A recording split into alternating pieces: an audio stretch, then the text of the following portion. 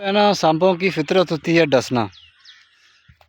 सांप की जो फितरत है वो डसना होती है। बेशक आगे से खुद ही मर जाए, इसको परवाह नहीं होती, लेकिन ये डसने से बाज नहीं आता। एक मैं वीडियो आपके साथ शेयर करता हूँ। अज़दा है, जो खंबा है, खंबे की तारों के ऊपर परिंदे बैठे हुए हैं। वहाँ पे उसको डसने के लिए, उसको डंक मारने के लिए उसके ऊपर चढ़ रहा है। बिजली की जो 11,000 वोल्ट होती है, 11,000 वोल्ट की वो लाइन जा रही है। उसके ऊपर चंद परिंदे बैठे हुए हैं, उनको डसने के लिए, उनको खाने के लिए वो चढ़ रहा है।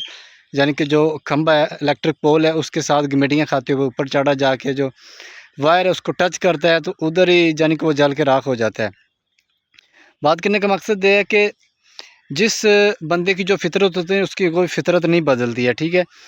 एक बंदे की जो आपकी जो पीठ पीछे वो बुराइयां करता है ना, उसने बुराइयां करनी है। जो एक बंदे की जो फितरत है ना, उसने आपकी टांगें खींचनी है, आपको नीचा दिखाना है, आपका बुरा चाहना तो वो उसने करके रहना है, ठीक है।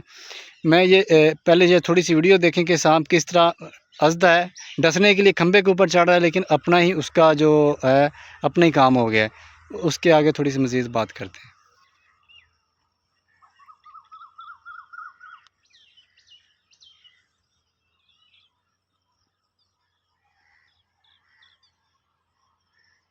बंदों की मिसाल भी ऐसी, जिस तरह जो आपने अज़दा देखा, सांप की जिस तरह फितरत होती है डसना, इसने ये नहीं देखा कि यार कि मेरा भी नुकसान हो सकता है।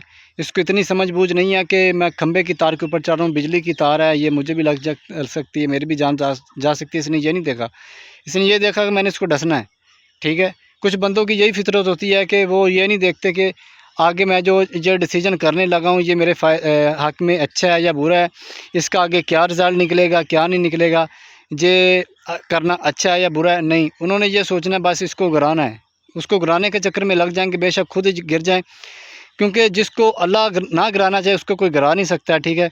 और जिसको अल्लाह गिरा दे उसको कोई उठा नहीं सकता है। तो बंदा अगर ये चीज़ सोच लेना, तो मेरे ख्याल में इंसान किसी के आगे रोड़े ना अटकाए।